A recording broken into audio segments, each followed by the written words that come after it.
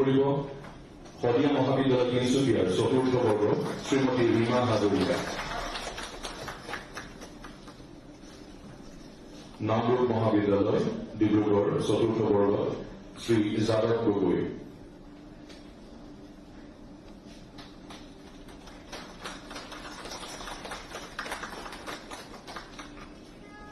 লন্দিং মহাবিদ্যালয় হোজাই চতুৰ্থ বৰ্গ শ্ৰী ধৰ্মেন্দ্ৰ দাস।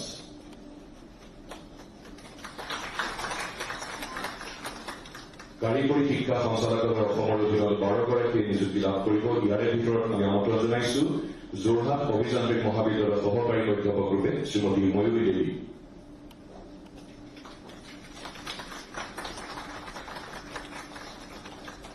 বৰাক উপত্যকা অভিযান্ত্ৰিক মহাবিদ্যালয় কৰিমগঞ্জ সহকাৰী অধ্যাপক শ্ৰী অবিনাশ হাজৰিকা।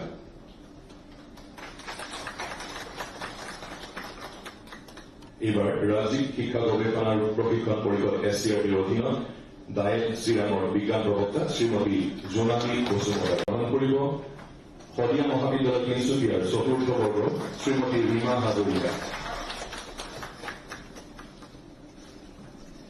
নামৰূপ মহাবিদ্যালয় ডিব্ৰুগড় চতুৰ্থ বৰ্গ শ্ৰী যাদৱ গগৈ।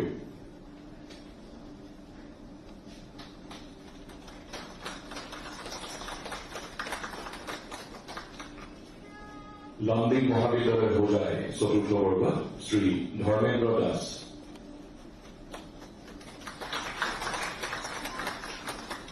কাৰিকৰী শিক্ষা সঞ্চালকালয়ৰ অসমৰ অধীনত 12গৰাকীয়ে নিযুক্তি লাভ কৰিব। ইয়াৰে ভিতৰত আমি আমন্ত্ৰণ জনাইছো যোৰহাট অভিযান্ত্ৰিক মহাবিদ্যালয়ৰ সহকাৰী অধ্যাপক ৰূপে শ্ৰীমতী ময়ূৰী দেৱী।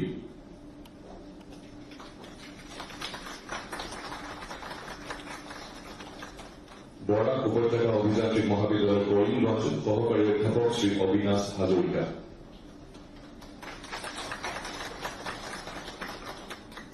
এইবাৰ ৰাজ্যিক শিক্ষা গৱেষণা আৰু প্ৰশিক্ষণ পৰিষদ SCRTৰ অধীনত ডায়েট চিৰামৰ বিজ্ঞান প্ৰবক্তা শ্ৰীমতী জোনালী বসুমতাই